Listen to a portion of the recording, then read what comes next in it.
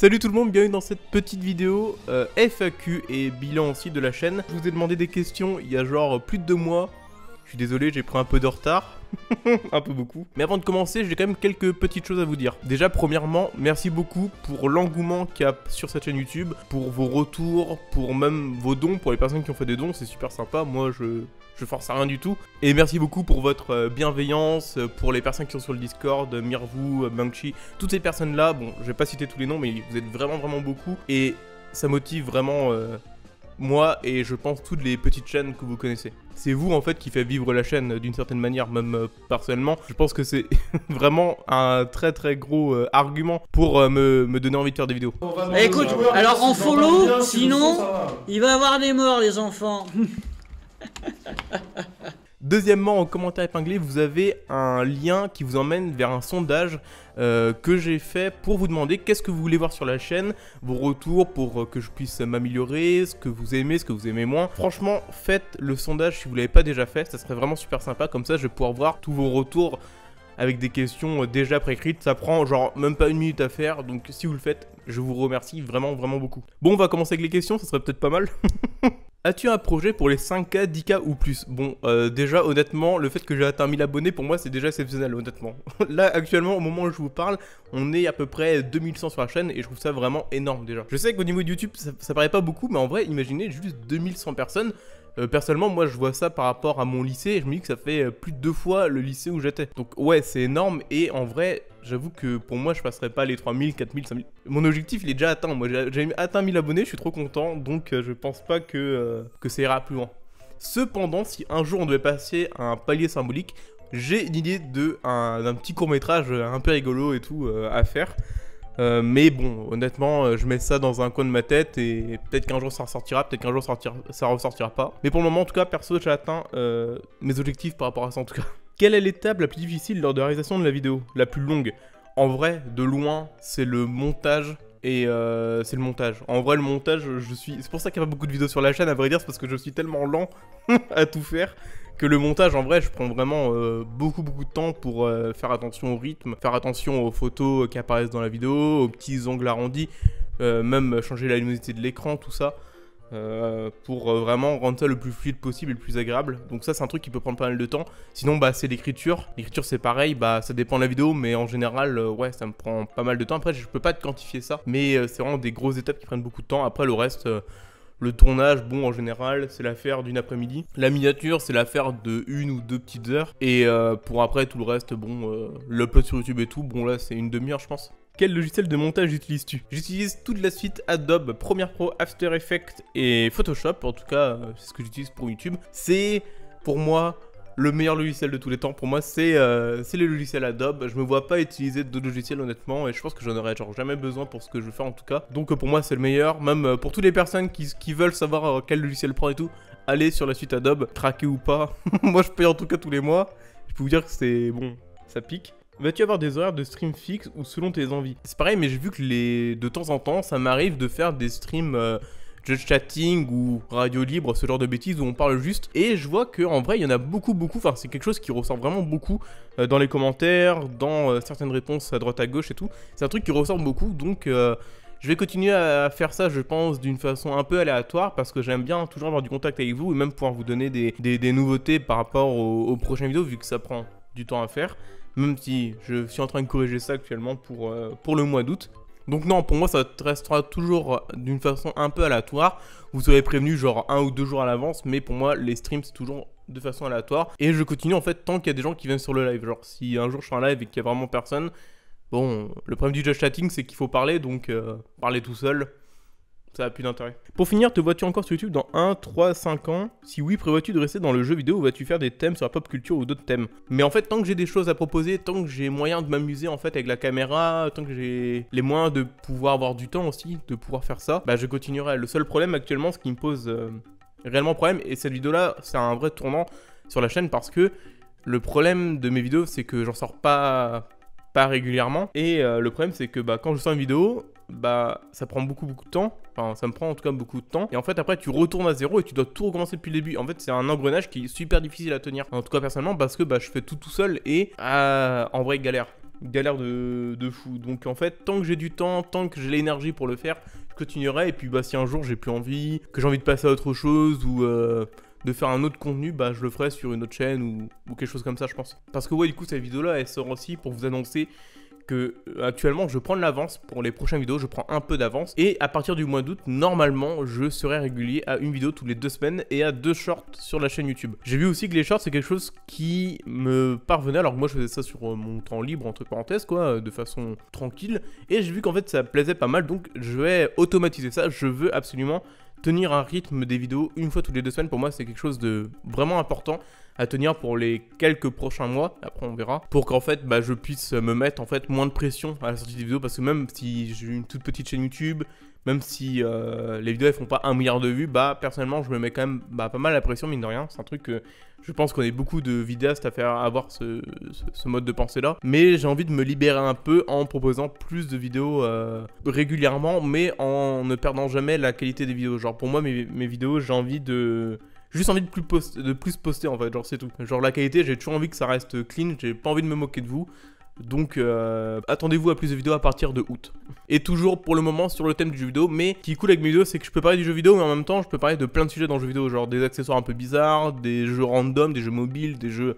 Je peux parler de tout, donc pour le moment je me sens très bien là-dedans. As-tu prévu de diversifier ton contenu prochainement? Si oui, quel genre de contenu comptes-tu faire? Du coup ça revient un peu à votre question, mais... j'ai pas tant envie de diversifier dans le sens, je veux toujours avoir une certaine ligne éditoriale. Je trouve que quand on vient sur ma chaîne, on se dit pas putain c'est le bordel en fait ici, qu'est-ce qu'il fait quoi. Non, j'ai envie que ça reste un peu genre dans le même thème, pop culture tout ça. Mais de temps en temps j'aimerais bien sortir quand même quelques hors-séries à droite à gauche sur des thèmes qui ont un peu rien à voir avec le jeu vidéo, mais toujours dans le même univers, un peu comics, dessins animés, toutes ces bêtises là. Mais c'est quelque chose que je réfléchis, mais pour le moment, dans l'instant T, je prévois que de faire des vidéos sur du jeu vidéo. Voilà. J'ai une question qui vient pas m'intriguer et qui est représentée sur ta photo de profil. De loin, on dirait Gorbatchev avec l'éclair, mais je me doute bien que c'est pas ça. Non, c'est pas Gorbatchev, mais j'avoue qu'en vrai, il y a grave la ressemblance. C'est l'acteur, on voit juste là, Danny DeVito. Salut tout le monde. Suite à l'affaire Kinito, putain, on dirait une affaire criminelle, genre. Suite à l'affaire Kinito Pet et Lopoc, tu as dit avoir reçu beaucoup de nouveaux abonnés qui ne parlaient que de ça. Est-ce que quand même tu retires du positif, meilleure visibilité, expérience algo plus sympa avec toi, véritable personne qui apprécie ton travail, etc. Bah oui, j'en tire évidemment du positif. C'est vrai que j'avais fait une vidéo sur la chaîne de Kinito au moment où c'était le pic, genre du harcèlement entre parenthèses. Je vais pas dire harcèlement parce que voilà, je considère pas que c'est du harcèlement, mais le fait d'avoir tout le temps des messages par rapport à ça, tout le temps, pendant genre plus de 2, 3, 4 semaines. J'avais sorti une vidéo en disant bon que ça me prenait la tête, ce qui était vrai, mais j'avais uniquement focalisé sur les choses qui me posaient problème, pas sur les choses positives. J'ai voulu axer ça d'un côté un peu plus négatif que positif, mais ouais, il y a eu plein de trucs positifs grâce à Kinito. Déjà ouais, j'ai gagné pas mal d'abonnés, genre je sais pas combien, j'arriverai pas à vous dire, je me rappelle plus trop, mais ouais, j'en ai gagné pas mal. Mais sinon pour le reste, meilleure visibilité, expérience, algo plus sympa, j'ai rien ressenti du tout, rien du tout. Genre j'ai vu que mes vidéos faisaient plus de vues, mais j'avais plus d'abonnés en même temps, c'est normal. Mais sinon j'ai pas, si tu veux au niveau algorithmique et tout ça de YouTube, j'ai rien ressenti du tout. Le seul truc que j'ai ressenti personnellement, c'est plus de confiance dans mon travail en général, on va dire ça. Et les véritables personnes qui apprécient ton travail, ouais, bah c'est vrai qu'avant, il y a pas très longtemps, quand je faisais des vidéos, il y avait personne en commentaire. Et les vidéos, elles faisaient vraiment, enfin, il y avait personne en commentaire. Genre vraiment, c'était le néant, alors que je mettais tout mon cœur pour faire la vidéo, quoi. Maintenant, grâce à la vidéo Kinito, ça m'a permis d'avoir une toute petite communauté de gens qui sont sympas, qui, mine de rien, ils sont pas 1 milliard, mais les personnes qui sont en commentaire, les commentaires sont vraiment cool, donc, et je vous en remercie encore. Donc c'est vraiment ça que ça m'a apporté l'affaire Kinito Pet. Mais oui, il y a plein de trucs, après j'ai pas envie de trop... Peut-être qu'un jour j'en parlerai sur la chaîne Kinito, une bêtise comme ça, mais bon voilà, en gros ça m'a juste apporté quelques personnes... sympathique sur ma chaîne en fait quoi, voilà. Gros projet si tu atteins les 100K. Genre en vrai de vrai je sais pas s'il y a un pourcentage du nombre de chaînes YouTube qui ont genre plus de tant de paliers d'abonnés, genre pourcentage de youtubeurs qui ont plus de 10 000 abonnés, plus de 100 000 abonnés, mais c'est des paliers que j'atteindrai jamais personnellement. Jamais de la vie je pourrais atteindre, même 10 000 abonnés je les atteindrai genre jamais, je le sais très bien. Genre je suis pas assez bon pour avoir ce contenu là, je suis pas assez professionnel et régulier, donc genre non en vrai moi je me fais pas d'histoire et tout. Donc non, pour les 100K, il y aura... il y aura probablement jamais rien.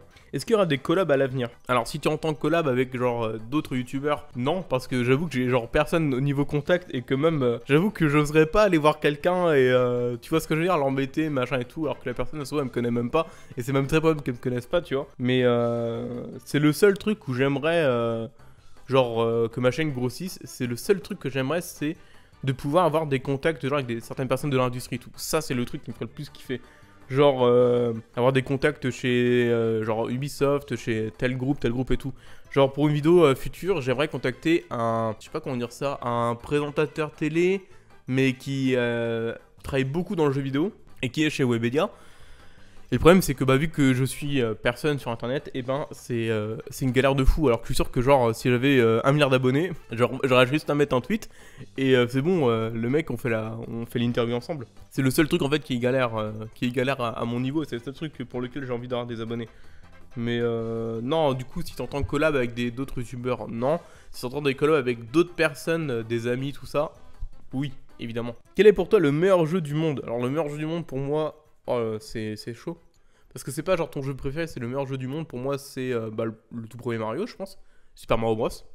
Je pense que c'est le meilleur jeu du monde. Genre, le plus révolutionnaire, l'un des plus beaux qu'il y avait sur la console et tout. Je pense que c'est lui, ouais. Est-ce que tu vas essayer de créer un RG web série sur YouTube comme tu avais fait avec Kinito? Non. non, c'est pas prévu. Genre, déjà, une web série, il y en aura, je pense, jamais sur ma chaîne YouTube. Parce que les web séries, c'est le truc le moins rentable à faire sur YouTube. Genre, c'est le truc qui est plus long à écrire, monter. C'est le truc qui est le plus compliqué à réaliser tout ça. Et c'est le truc que les gens aiment le moins sur YouTube. Genre les web-séries, ça a jamais marché sur YouTube. Et ça marchera genre jamais en vrai. Donc non, j'en ferai jamais. Genre le niveau de rentabilité, entre parenthèses, il est de 0. Donc non, je le ferai pas. Même, c'est une galère de fou. Faut avoir des acteurs, faut avoir une idée de zinzin. Non, en vrai... je suis pas bon du tout pour faire ça. Et sinon un ARG parce que ouais j'ai appris du coup ce que c'était grâce aux abonnés de Kinito. Mais non c'est pas prévu parce que c'était juste un truc fait sur le coup où moi je suis même pas, enfin les trucs de creepypasta tout ça, ça ne m'intéresse pas du tout. Donc non c'est pas prévu, désolé. Comment choisis-tu tes sujets de vidéo? Est-ce que tu t'inspires de trends? Alors non, niveau trend, je sais pas trop, je sais même pas s'il y a des trends de genre jeux vidéo tout ça. Et si je dois être très sincère, je regarde genre pas de chaîne genre qui parle trop de jeux vidéo genre sur YouTube. Genre je sais même pas il y a qui, mais en général j'aime pas trop les chaînes. C'est étrange hein, mais j'aime bien faire des vidéos comme ça, mais je suis pas consommateur de ces vidéos là. Donc en fait non, je parle juste genre au moment où j'ai un intérêt spécifique pour un produit, pour un jeu, pour une licence, j'écris et je sors la vidéo en fait. C'est comme ça que le jeu fonctionne toujours. C'est tout, genre y a pas de... J'ai pas trop de lignes directrices et tout. En général, c'est un peu au feeling. Là, j'essaie justement d'automatiser ça, mais bon, c'est un peu galère, mais je vais faire de mon mieux. C'est pour ça que je pense que vous avez des sujets un peu bizarres, genre Light Toy ou Angry Bird. Genre voilà, je pense que c'est vraiment pour ça qu'il y a ces sujets un peu étranges et qu'il n'y a pas genre l'histoire de Mario ou l'histoire de Halo, quoi. Ça te prend combien de temps de produire en moyenne une vidéo? En général, ça dépend de la vidéo déjà. Mais en général, c'est 4 semaines. Genre, en général, c'est le temps que ça me prend. Parce que je suis très lent dans tout ce que je fais. Genre, très lent au tournage, très lent au montage, très lent à l'écriture. Je suis très lent dans tout. Et j'écris plein de trucs aussi à droite à gauche. Donc, vous voyez un peu le truc là, comment ça va être un peu galère. Mais je pense que c'est juste un problème d'organisation, honnêtement. Mais en général, ouais, moi, c'est 3 semaines, je suis trop content. Mais en général, c'est 4 semaines et ça dépend vraiment de la vidéo en fait que je vais faire. L'idée d'avoir ton visage affiché sur les réseaux, il a un impact pour toi? C'est la meilleure question qu'on m'a posée, vraiment de loin. Oui, ça a un impact sur moi, évidemment, en particulier avec l'affaire Kinito, où lorsque c'est arrivé, lorsque j'ai vu qu'il y avait plein de gens qui avaient vu ma grosse gueule et toutes ces bêtises-là, honnêtement, je me suis dit, putain, t'es vraiment trop con d'avoir montré ta tête, mon gars. Donc ouais, en vrai, un impact pas négativement, parce qu'en vrai, j'ai jamais eu de même sur ma gueule et tout, et j'espère que ça y aura jamais. Mais oui, ça a un impact et parce qu'en fait le problème de ces vidéos là c'est que montrer sa tête sur les réseaux en vrai ça devrait pas être quelque chose de basique à la base. Parce que là tu mets ton image à toi en jeu en fait, je sais pas comment dire ça. J'ai du bol personnellement, je pense que je fais des vidéos genre où je raconte pas des dingueries, genre je vais pas raconter des dingueries politiques ou ce genre de choses. Donc je m'en sors bien quoi, mais si un jour genre, je vais prendre, gagner plus d'abonnés, même actuellement, à vrai dire, je réfléchis à trouver un moyen de me réanonymiser sur internet, mais j'avoue que je sais pas encore trop comment faire. Mais en même temps, je pense que faire uniquement de la voix off, c'est quelque chose de un peu compliqué, donc j'ai une alternative en tête, j'ai déjà engagé de l'argent là-dedans pour avoir une nouvelle alternative, mais pour le moment, j'ai pas encore c'est pas encore le bon moment pour le faire, mais c'est quelque chose, le fait de se réanonymiser qui va, je pense, se passer sur la chaîne YouTube, honnêtement. Et dernière question qu'on m'a posée par mail, ouais, parce que moi on m'envoie des questions par mail. Si un jour tu commences à gagner des revenus importants, pourrais-tu arrêter ton boulot pour te consacrer à 100% sur YouTube? Donc en gros, si tu avais le choix entre garder un seul entre ton boulot et ta chaîne, lequel choisirais-tu? En gros, je pense que la meilleure façon d'avancer sur YouTube, en vrai, c'est d'être à plusieurs, d'être en collectif, de pouvoir se partager les responsabilités, les tâches. Moi, je sais que personnellement, à 2000 abonnés, genre des fois je me dis putain, galère de sortir une vidéo, genre plus travailler avec l'ancienne, plus travailler à chaque fois. Et puis même ça demande aussi une histoire de financement, parce que le problème c'est que YouTube, bah, entre parenthèses, ça rapporte rien, ça c'est connu, c'est pour ça que genre tous les youtubeurs du monde, pour avoir une stabilité, font des placements de produits à toutes les vidéos, et je sais pas si personnellement c'est un truc que j'aimerais faire, et même je me connais, je crois que j'accepterais pas, j'aurais du mal à marcher sur YouTube, entre parenthèses, genre à se faire reconnaître dans la rue, toutes ces choses là, moi c'est quelque chose qui me plairait peut-être pas forcément.